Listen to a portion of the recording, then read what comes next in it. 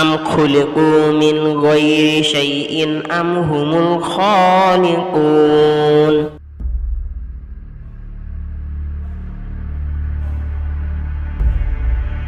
তারা কি স্রষ্টা ছাড়াই সৃষ্টি হয়েছে নাকি তারাই স্রষ্টা?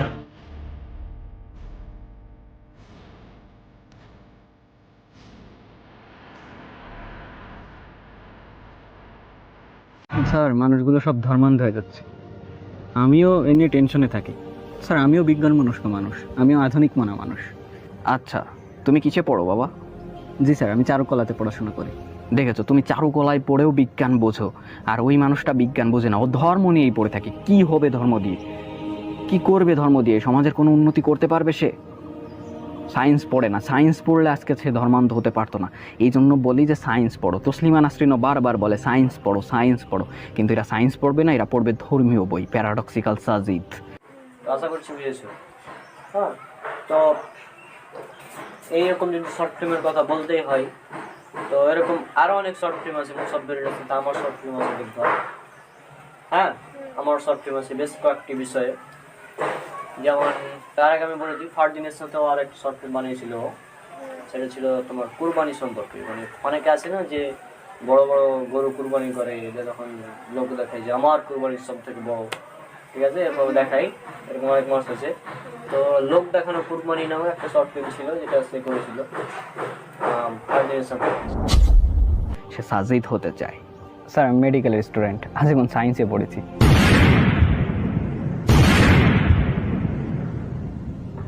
আচ্ছা, আপনি এত বিজ্ঞান মনস্ক মানুষ, বিজ্ঞান মেনে চলেন, তাহলে সিগারেট খাচ্ছেন কেন?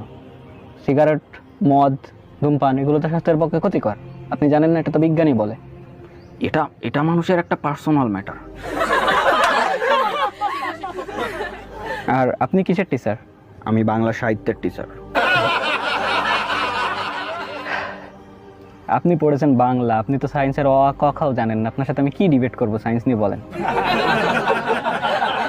আর কি যেন বলছিলেন? স্বামীর দাসত্ব। স্বামীকে ভালোবেসে এক কাপ চা বানিয়ে খাওয়ালে সেটা হয় দাসত্ব, আর অফিসের বসকে ভালোবেসে খাওয়ালে সেটা হয় হচ্ছে মুক্ততা, স্বাধীনতা, তাই তো? স্বামীকে ভালোবেসে তার জন্য সাজুগুজু করলে সেটা হয় হচ্ছে দাসত্ব, আর অফিসের বসের জন্য সাজলে সেটা হয় মুক্ত, স্বাধীনতা। সারাদিন নিজের সংসারের কাজ করলে সেটা হয় দাসত্ব, আর সকাল 6টা থেকে রাত 9টা পর্যন্ত বসের কাজ করলে সেটা হয় মুক্ত, স্বাধীনতা। আপনাদের মেন্টালিটি কোথায়, এটা আগে ভাবেন। ভুল জায়গায় এসে পড়েছে, আজকে দিনটাই খারাপ গেল। ভাই, কিছু দেয়া লাগবে না।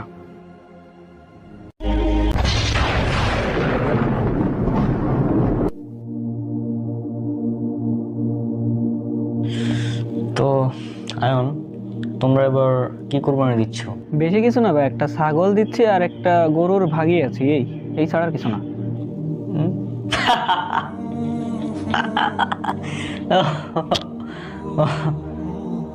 আরে, তোমাদের কোরবানি তো মানুষকে দেখানোর মতোই না, মানুষ দেখে তো হাসবে তোমাদের কথা যদি শুনে। আমাদের দেখো, এই বছরের সবচেয়ে দামি এবং সবচেয়ে বড় গরু যেটা, সেটা আমরা কোরবানি দিচ্ছি, সাথে একটা উট আর 22টা ছাগল। মানে সবাই দেখো আমাদের কত প্রশংসা করছে, তাই না? সবাই বলছে রণকের বাড়িতে কোরবানি, মাশাআল্লাহ অনেক। কিন্তু ভাই, কথা হচ্ছে যে আপনি কি আল্লাহকে সন্তুষ্ট করার জন্য কোরবানি দিচ্ছেন নাকি মানুষকে দেখানোর জন্য? আরে, কোরবানি তো আল্লাহর জন্য করছি, তাই না? আর মানুষকে যদি না দেখে এত দামি দামি কোরবানি দিচ্ছি, তাহলে কি আমাদের মান সম্মান থাকবে? মানে আমাদের একটা স্ট্যাটাস আছে না, সামাজিক স্ট্যাটাস। তো আমাদের তো মানুষকে দেখাতেই হবে যে আমরা সবচেয়ে ধনী পরিবারের মানুষ, তো আমরা তো মানুষকে দেখাবোই। মানুষকে না দেখালে কি আমাদের কোনো থাকলো? তাইলে তো ভাই আপনার কোরবানি হচ্ছে না। কোরবানি হচ্ছে না মানে? কি বলছো তুমি এগুলো? আচ্ছা দাঁড়ান, আপনাকে হয়তো প্রমাণ দেওয়া লাগবে, তো আপনি একটু কষ্ট করে সূরা আল হাজ অর্থাৎ 22 নম্বর সূরা 37 নম্বর আয়াতটা একটু পড়বেন। সেখানে লেখা আছে, আল্লাহর কাছে পৌঁছে না এগুলোর গোশত ও রক্ত, বরং তার কাছে পৌঁছে তোমাদের তাকওয়া। এভাবেই তিনি সেসবকে তোমাদের অধীন করে দিয়েছেন যাতে তোমরা আল্লাহর তাকবীর পাঠ করতে পারো, এজন্য যে তিনি তোমাদেরকে হিদায়াত দান করেছেন। সুতরাং তুমি সৎকর্মশীলদের সুসংবাদ দাও। এখন ভেবে দেখুন, তাকওয়া না থাকলে আপনার আদেও কি কোরবানি কবুল হবে?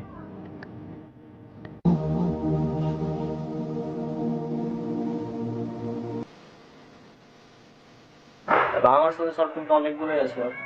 তার মধ্যে কিছু মানে এর আগে বলেছি। তো তার মধ্যে আরেকটি গুরুত্বপূর্ণ শর্ট ফিল্ম যেটা ওর সাথে আমার ছিল, মানে বেশ কয়েকটি পার্ট ছিল, ওটা 8টা পার্ট ছিল, ছোটো ছোটো কিন্তু 8টা পার্ট, যে বিজাতীয় সংস্কৃতি।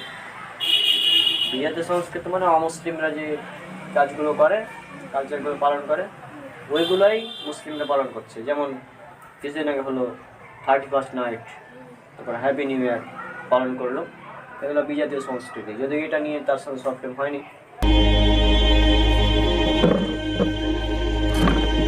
ভাই জানো কি হয়েছে? কি আর বইল না, ওই যে আমাদের রাকিব আছে না, ও যা করছে আজকে, আর তুমি ভাই শুনতেছো না কেন? বল, শুনতেছি, বল। হ্যাঁ, তা রাকিব যা আজকে করছে, এটা শুনলে তুমি পুরো মানে হাসতে হাসতে পাঠাই যাবা। আর ও যে একটা লিমিটলেস বোকা আর গাধা। আচ্ছা, ও তো রাকিবের সমালোচনা করতেছে, এর মাধ্যমে রাকিবের ইজ্জত বা ওর হক নষ্ট হচ্ছে। তাহলে তওবার পথ কি আরো কঠিন হয়ে যাচ্ছে আমার জন্য? আর আল্লাহ সুবহানাহু ওয়া তাআলা তো একে কোরআনে মৃত ভাইয়ের মাংস খাওয়ার সাথে তুলনা করেছেন। আর আল্লাহ তো আমাকে দেখছেন, তাহলে আমি কিভাবে পাপ করতে পারি? কিভাবে? ভাই ভাই ভাই ভাই থাম, ভাই তুই থাম থাম, আজকের মতো থাম। আমি না ডায়েট করছি, শুন, বুঝলি? তুই থাম। ও তাই নাকি? তাহলে তো খুব ভালো, ডায়েট করছো, যাই হোক ভালো কাজ করছো। তা আমার কথাটা একটু শোনো। তারপর যেটা, আরে ভাই ডায়েট করছি বলেই তো তোর কথা আজকে আর শোনা যাবে না। প্লিজ ভাই তুই থাম ভাই। বুঝলাম না ভাই, মানে ডায়েট করছো, আমার কথা শোনা যাবে না, ডায়েটের সাথে এর কি সম্পর্ক? তারপরেও এটা বিজাতীয় সংস্কৃতি। আমি ওর সঙ্গে বেশ কয়েকটি টপিকের ওপর শর্ট ফিল্ম করেছিলাম, যেগুলো হচ্ছে আমিনুল কলেজ, দেখি তো কি বলে। হ্যাঁ, ওয়ালাইকুম আসসালাম দোস্ত, কি খবর? হ্যাঁ, আমি তো জানি তুই তো আর কোনো দরকার ছাড়া ফোন করবি না, তো বল কি জন্য ফোন করলি? ও আচ্ছা, 25,000 টাকা ধার লাগবে তাই না? আমি 25,000 টাকা তোকে দিতে পারি, তবে আমার তো মানে কিছু শর্ত আছে তাই না? তুই 25,000 টাকা দিব, তবে এক কাজ কর, হ্যাঁ, আমি তোকে 25,000 দিব, তুই সামনের মাসে ফেরত দিতে পারবি? হ্যাঁ পারবি, আচ্ছা ঠিক আছে, সামনের মাসে ফেরত দিবি, ঠিক আছে? তো ওই 25,000 টাকা তো দিবি, তার সাথে 2,000 টাকা একটু বেশি দিবি, তাই না? আরে কি সব বলিস এগুলো, মানে এগুলো ফটো টটো বাদ দে, তুই এক কাজ কর, তুই জাস্ট মানে আমি যেটা বলছি সেটা কর। আচ্ছা তুই এটা কি করতেছিলি তুই জানিস? এটাকে কি বলে? সমালোচনা বলে মনে হয়, খুব সম্ভব। তুই কি জানিস সমালোচনা কত বড় পাপ? পাপ জানি, কত বড় তা তো জানি না। তুই কি জানিস আল্লাহ সুবহানাহু ওয়া তাআলা কোরআনে এই সমালোচনাকে কিসের সাথে তুলনা করছে? গীবতকে, সমালোচনাকে কিসের সাথে তুলনা করছে তুই কি জানিস? কিসের সাথে এটা তো ভাই আমার জানা নাই ভাই। এটাকে আল্লাহ সুবহানাহু ওয়া তাআলা মৃত ভাইয়ের মাংসের সাথে তুলনা করছে, মানে মৃত ভাইয়ের মাংস খাওয়ার সাথে তুলনা করছে। আর আমি জেনে বুঝে ভাই মৃত ভাইয়ের কোনো মাংস খাইতে চাই না, জন্য আমি ডায়েট করছি। প্লিজ ভাই তুই আমারে মানে এই ডায়েটে আমাকে একটু হেল্প কর। আর তুই তোর কাজে যা, ওই আজান দিছে, চল একসাথে নামাজে যাই ভাই। আমিও পড়া বাদ দিয়ে নামাজে চল ভাই। কিন্তু ভাই বিষয়টা তো খুব মজাদার একটা কাহিনী, তুমি শুনলে হয়তো বা। ধুরো ভাই, তুই কি চাস আমি মৃত ভাইয়ের মাংস খাই? না ভাই, তা চাই না ভাই। কারণ আমি ছাড়া তো তোকে কেউ টাকা দিতে পারছে না এখন, তাই না? তো যেহেতু টাকা নিবি, তাহলে তুই আই, মানে দে, 2,000 টাকা বেশি দিবি আমাকে। আচ্ছা ভাই, এই যে আপনি যেটা বলছেন, যে কাজটা আপনি করছেন, এই যে আপনি আপনার বন্ধুকে 25,000 টাকা ধার দিবেন, তারপরে উনি আপনাকে 2,000 টাকা বেশি দিবে, এটা হচ্ছে সুদ। কি বললেন ভাই আপনি? এটা সুদ মানে বুঝলাম না। আচ্ছা তুই রাখ, একটু পরে ফোন করছি। আচ্ছা আপনি ভাই বলেন, আপনি এটা সুদ কেন বলছেন? আমি বুঝলাম না। আপনি কি সুদের সংজ্ঞাটা জানেন? যে আপনি কাউকে ঋণ দিবেন, সে যদি আপনাকে 1 টাকা বেশি দেয় 1 মাস পর, 1 বছর পর, সে ওই 1 টাকাটা হচ্ছে সুদ। না, আমি ওকে টাকা দিলাম, আমি ওর কাছ থেকে 200 টাকা 2,000 টাকা বেশি নিতেই পারি, সেটা আমার ব্যাপার, ও আমার বন্ধু, বা সমস্যা আছে এখানে? না, আপনাকে বলে মনে হয় বোঝা যাবে না। ভাই বাদ দিন, রোজা রমজানের দিন, হ্যাঁ, এই রোজা রমজানের দিনে এসব মানে ভাল লাগছে না। হ্যাঁ, আমি ঠিক আছে, আপনি এসব ফটো আপনার কাছে রাখেন। হুম?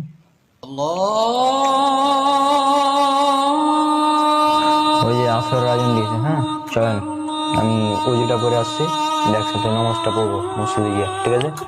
চলো।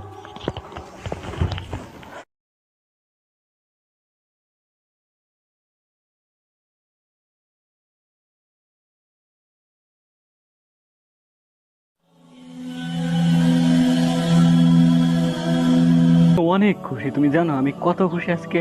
আমাদের সম্পর্কের আজকে 2 বছর পূর্ণ হলো, তুমি বুঝতে পারতেছো? 2টা বছর আমরা একসাথে রয়েছি। আল্লাহর দরবারে হাজারো শুক্রিয়া যে তোমার মতো একজনকে আমি পেয়েছি। আল্লাহ সুবহানাহু ওয়া তাআলার অনেক বড় একটা গিফট মনে করি তোমাকে আমি। আচ্ছা শোনো, আজকে রাতে আমি একটা কাজে যাচ্ছি, আজকে রাত্রে আর কথা হবে না। আর তুমি আজকে রাতে আর ফোন দেওয়ার দরকার নেই, তুমি ফজরে আমাকে কিন্তু ঘুম ভাঙাই দিবা অবশ্যই।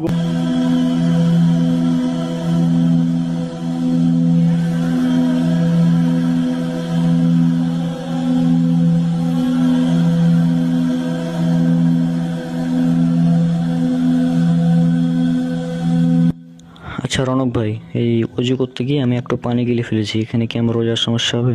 আপনি অজু করতে গিয়ে সামান্য একটু পানি গিলে ফেলেছেন কিনা এ ভয়ে এটা ভাবছেন যে আল্লাহ আপনাকে মাফ করবে কিনা, আপনার রোজা হবে কিনা, তাই না?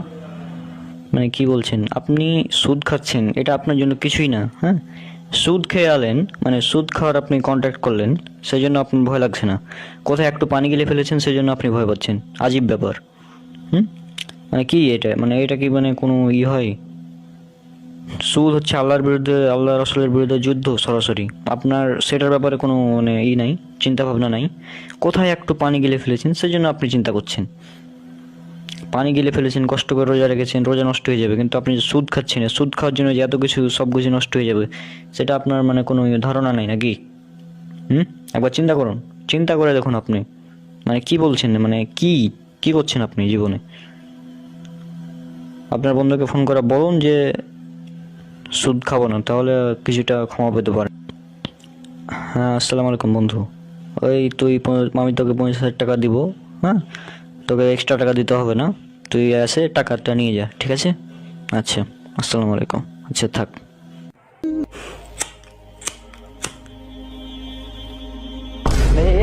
ভাই কি কি করছিস তুই? হ্যাঁ, ঘুম ভাঙাই দেবা, আমার আজকে অনেক রাত জাগতে হতে পারে, ফজরে না উঠতে পারি, তুমি আমাকে ঘুম ভাঙাই দেবা কিন্তু ফোন দিই। আর নিজের খেয়াল রেখো, তোমাকে খুব মিস করতেছি আর ভাবতেছি যে কবে যে তুমি বাড়ি আসবা। যাই হোক, নিজের খেয়াল রেখো, রাখতেছি। আসসালামু আলাইকুম।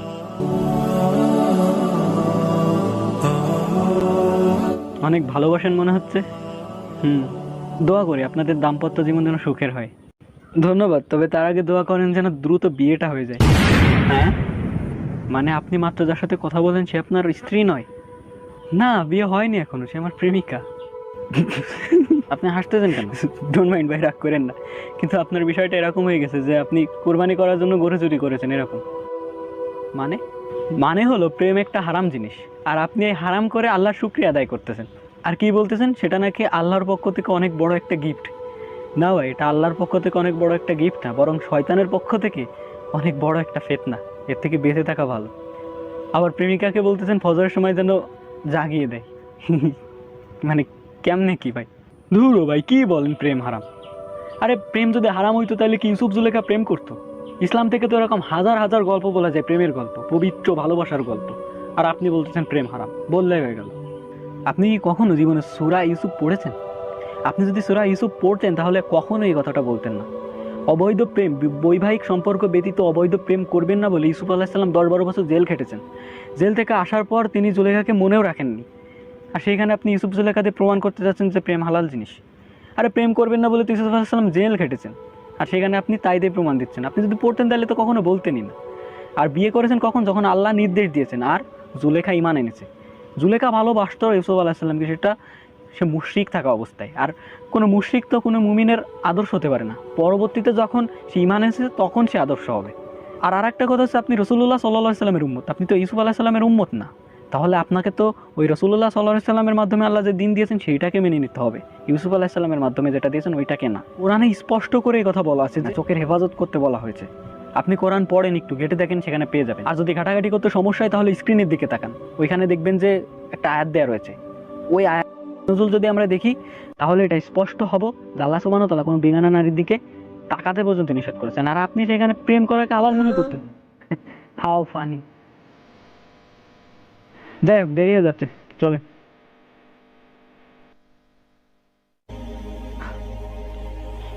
টাকা পুড়াছি আমি, আমি এই 500 টাকা এখন পুরাবো। তুই কি করবি বল? আজকে ঈদের দিন, ঈদ মানে খুশি না? তা আমি খুশিতে আজকে 500 টাকা পুরাবো।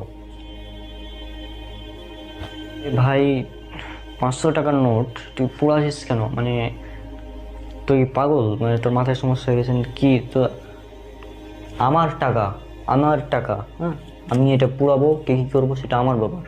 তুই এখানে বলার কে? তোর কি সমস্যা এখানে বলতো?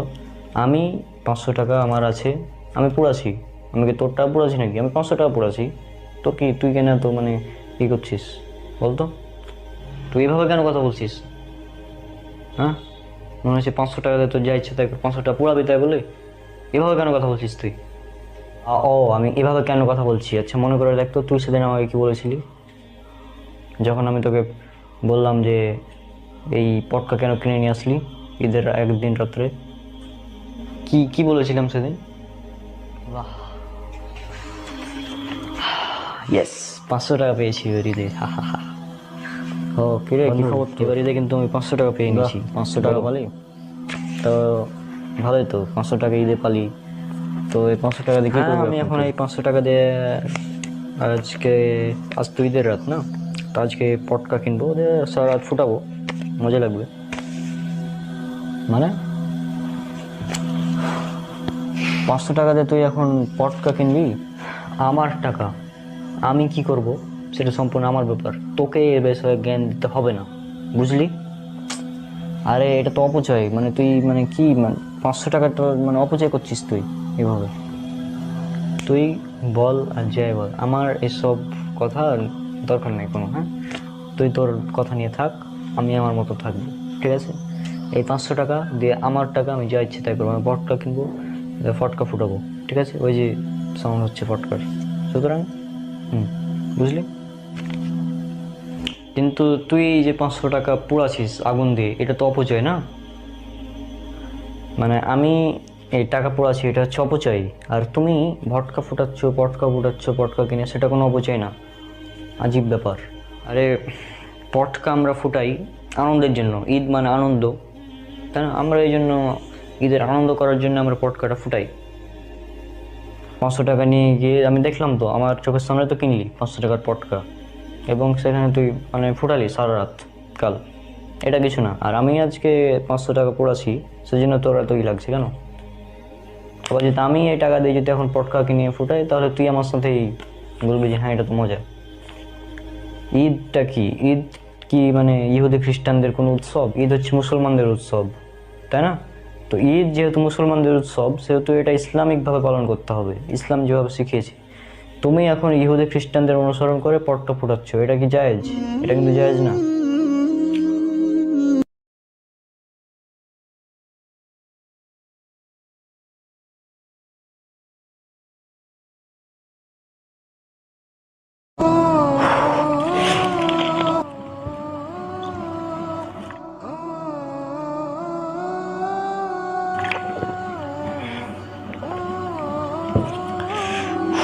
সুমনকে কল দিলাম, কল ধরলো না। বিয়েতে মাত্র 7 দিন বাকি আছে, দেখি আবার কল করে কি হয়।